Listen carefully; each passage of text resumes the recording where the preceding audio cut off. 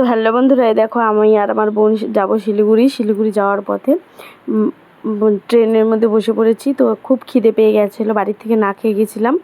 তো তার জন্য দেখো আমি আর আমার বোন এখান থেকে ডিম টোস্ট নিয়ে নিলাম।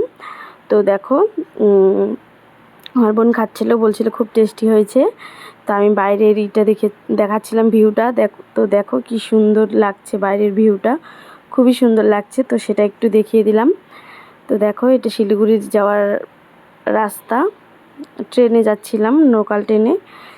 তো দেখো আমার বোন খাচ্ছিল, আমিও খাবো, ওকে ক্যামেরা করে দিচ্ছিলাম, ওকে বললাম আমাকে একটু ক্যামেরা করে দে। তো দেখো এখন আমাকে ক্যামেরা করে দিবে, আমি এখন খাবো। তো খুবই টেস্টি হয়েছিল। ওই দেখো পেছন থেকে গেল, মানে যে বিক্রি করছিল সে গেল। তো দেখো খুব ভালো লাগছে। কিন্তু আমি আগে একবার খেয়েছিলাম, যেহেতু আমি ট্রেনের মধ্যে যাওয়া আসা করি, মাসে মাসে আমার যেতে হয় শিলিগুড়ি। তো দেখো আগে খেয়েছি একবার, খুব ভালো লেগেছে। তো আজকেও খেয়ে নিলাম। তো টাটা।